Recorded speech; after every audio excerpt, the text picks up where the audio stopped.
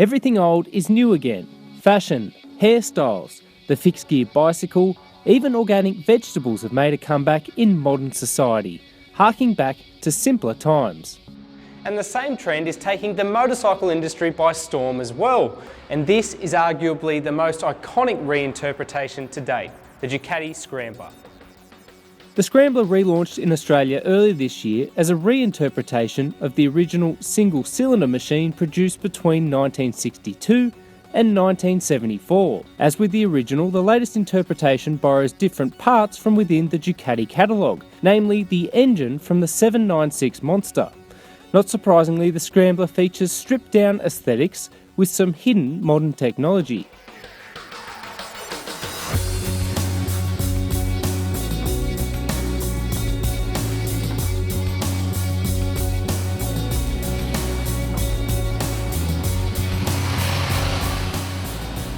The original Ducati Scrambler of the 70s was all about good fun, accessibility and a decent starting price, and this modern interpretation tries to hit all those notes.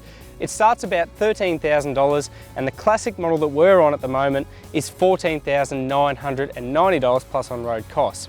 Aesthetically, this thing is bang on the money. It's got a lot of the old touches of the original Scrambler, but there's a few modern touches as well.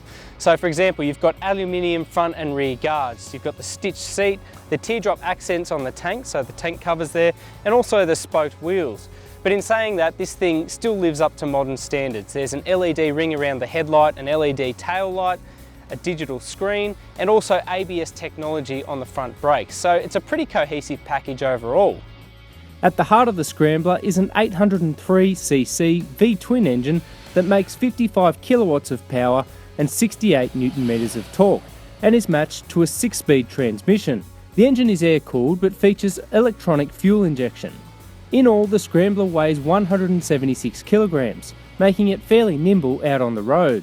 It's a little bit old school still though in the way it rides, and I say that because there's only a single throttle body and the clutch lever is actually quite spongy in its feel. So when you're taking off, it does feel a little bit jerky at first, and you sort of got to become accustomed to that.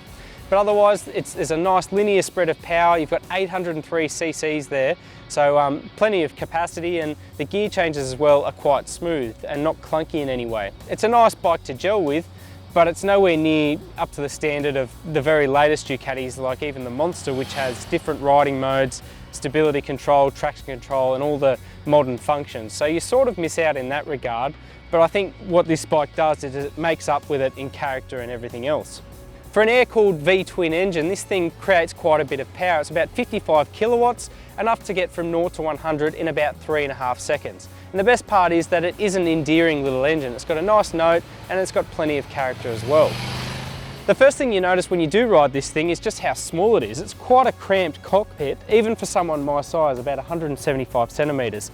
Particularly the relationship between the foot pegs and the seat is a little bit cramped, but you do have a nice open style riding position simply because you do have those elevated and really wide handlebars.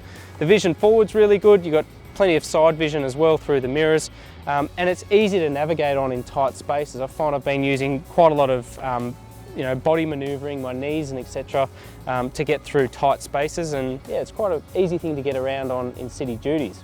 Out on the open road, it tips in fairly well, turns nicely. One thing that you are constantly aware of with this thing is just the tyres. It's got dual purpose Pirelli tyres that have got knobs on them like a dirt tyre. So that means that it's not going to be as good as a regular Ducati out on the road, but in saying that, it's not quite as good as a regular dirt going bike as well. It sits somewhere in the middle, and for that reason it's a pretty good dual purpose machine. The Scrambler is also limited in its ride characteristics, with a non-adjustable upside down front fork and preload adjustment only on the rear shock. This bike feels most at home in the urban duties. Once you get it out onto the open road, the lack of a front windscreen really becomes obvious as you get buffeted by winds, especially at speeds above 70 or 80 kilometres an hour.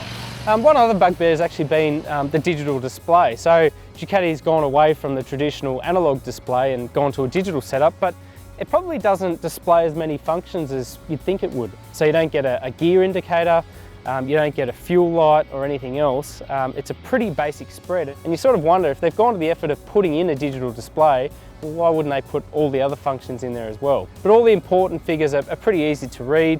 It's a clear display and it lights up nicely enough at night without being quite as nice as some of the other displays on offer. In the end, it comes down to a question of suitability and price. At nearly $15,000, this particular Scrambler costs just as much as some of Ducati's more modern examples. However, it lacks some of the on-road finesse of those models. But in terms of harking back to the original, this thing definitely nails the brief.